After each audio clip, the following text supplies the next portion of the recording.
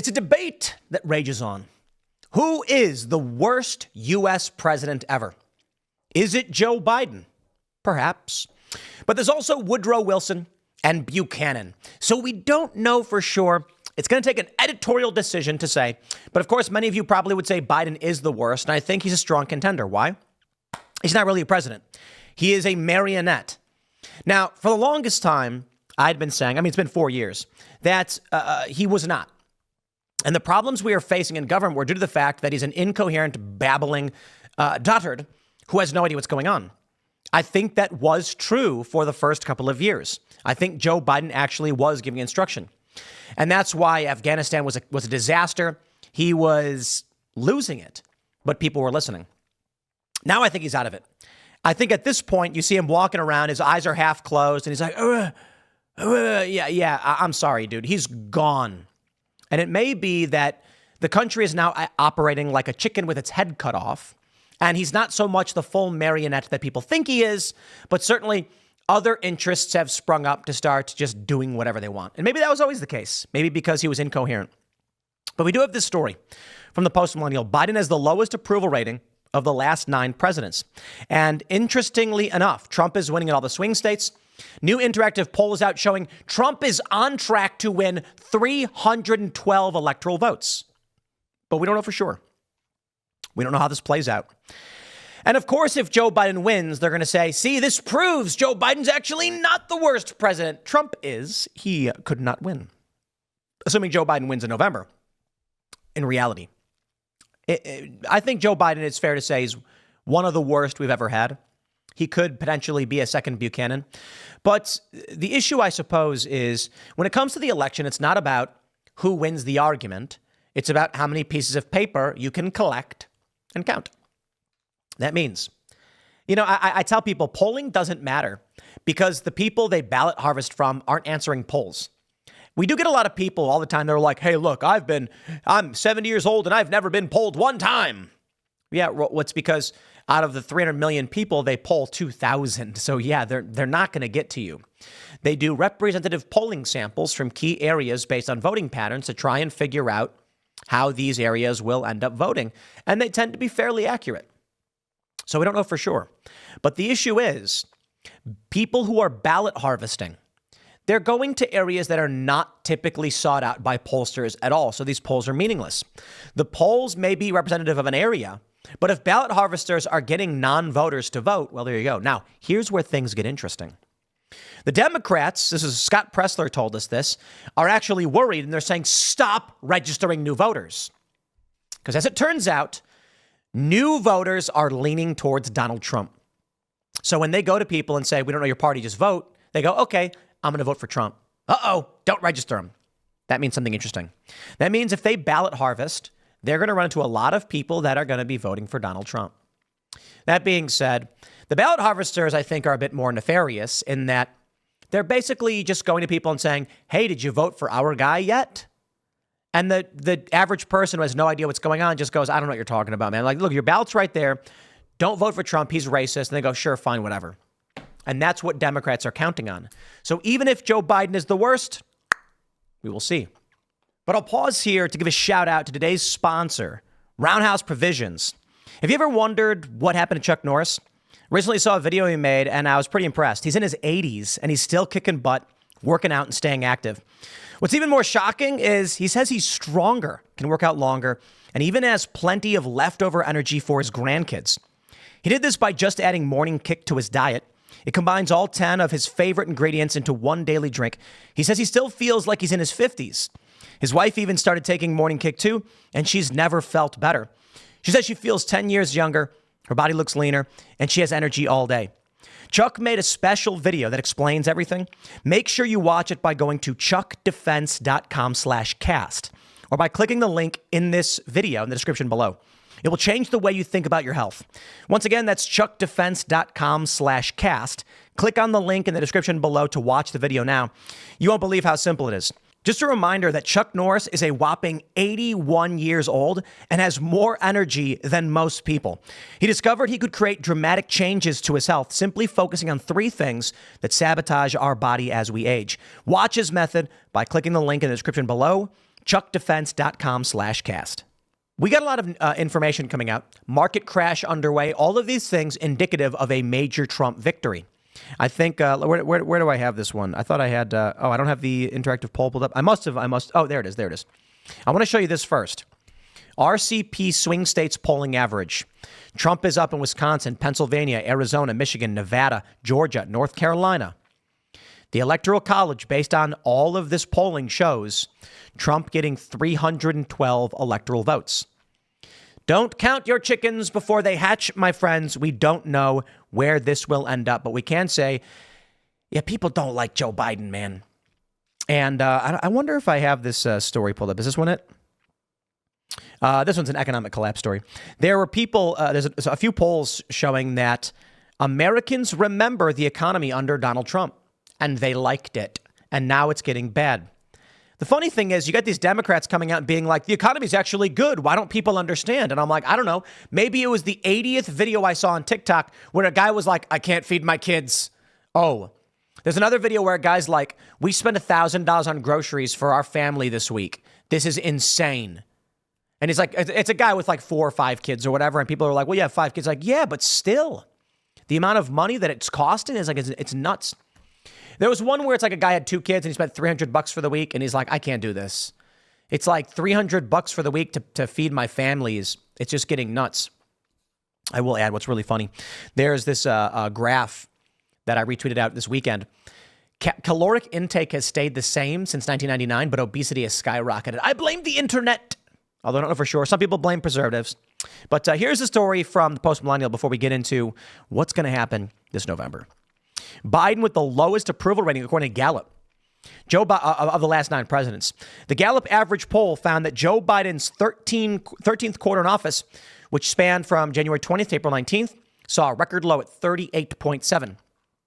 Biden's immediate predecessor, Donald Trump and Barack Obama, saw 46.8 and 45.9 at a similar time in their presidency.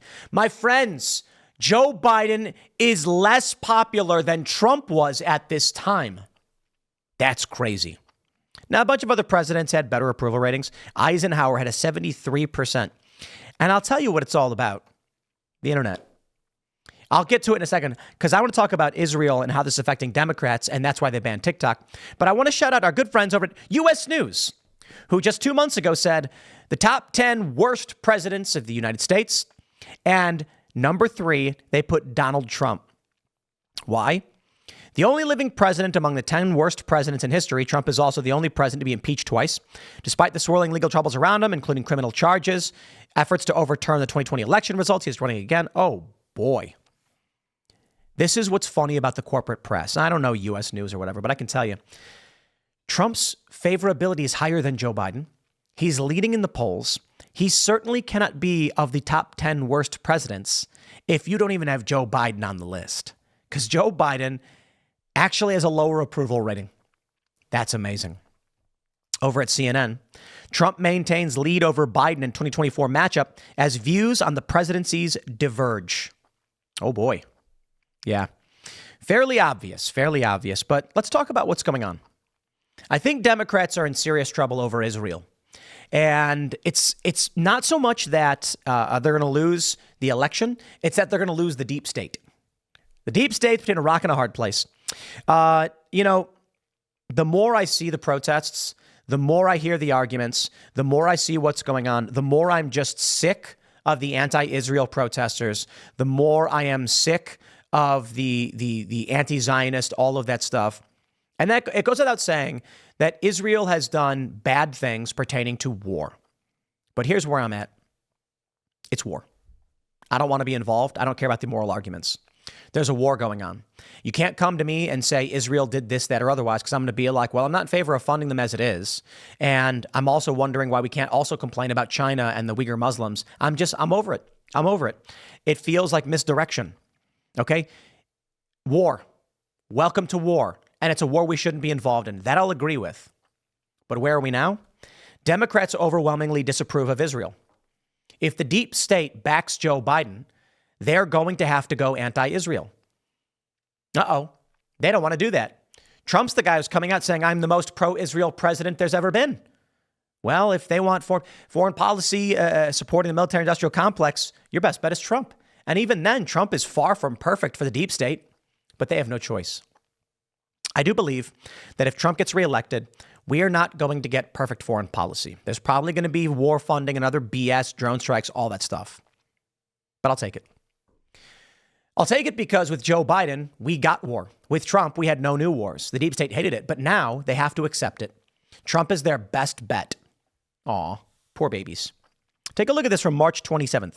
Majority in U.S. now disapprove of Israeli action in Gaza, but it's overwhelmingly Democrats. If we look down by political party, political parties here. Changes in views of Israeli military action in Gaza by party ID. Among Republicans, in November, 71% approved. In March, 64% approved. Among independents, in November, 47 approved. And in March of 24, 29% approved. Among Democrats, it was 36 approval to 18% approval in March, from November to March.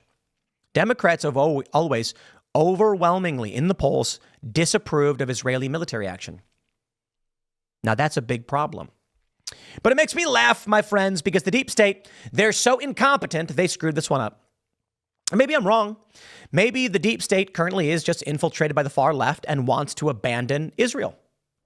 Oh, because if you go Democrat and you go Joe Biden, Israel is done. Voting Joe Biden 2024 is the surefire way to make sure Israel gets no support. Well, I shouldn't say no support. It'll be much more limited because they're going to have to push a cultural and political narrative in order to earn voters that Israel is bad. How will they pull that one off and why did it happen? I think TikTok is the reason, and that's why they want to ban it. I think it's fairly obvious. Messaging is everything. What is the messaging on the Republican side? Well, for Trump, he says, I'm the most pro-Israel president there's ever been. Israel, of course, is a U.S. ally. Israel, of course, is a fairly secular place. It's a Jewish state, but you go there, you can be fairly free. It's like a Western liberal democracy. And I don't mean democracy as in voting democracy. A liberal democracy is a meaning. It references our form of free speech and things like this. Far from perfect, absolutely far from perfect, but at war. So the messaging on the right is Israel has been attacked. Israel has desperately tried to stop Hamas. You've even got libertarians pointing out that, Netanyahu was funding Hamas. The argument there is that early on, Israel thought they were placating Hamas, not arming them to go to war. But I'm not here to argue all that stuff because maybe it's not true. I'm just saying that's the messaging on the right. That Israel was attacked on October 7th, fact, and now a war started and they're going to end Hamas once and for all. Hamas currently has hostages. The messaging on the left is that Israel is an occupier state that colonized Palestine, stole the land from the poor people, and is waging genocide on them.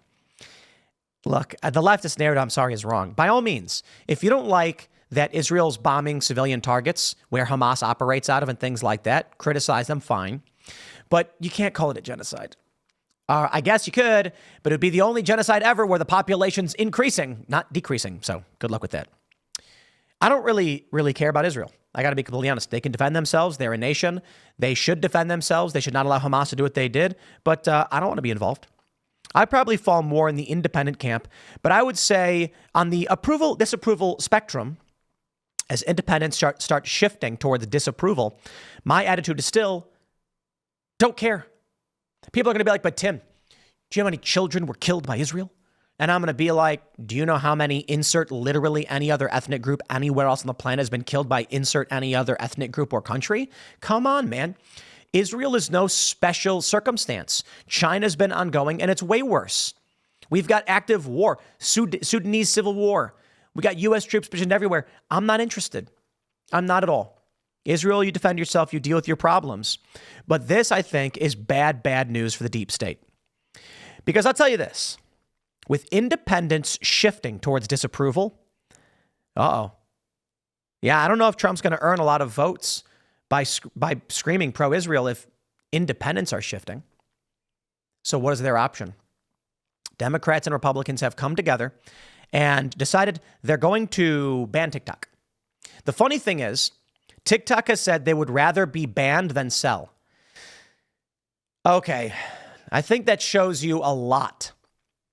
It shows a lot of what TikTok's really interested in. It's a weapon, not a financial asset. To be fair, if you owned a $50,000 car and someone came and said, by law, you must sell it, you have no choice, you're going to lose money on it.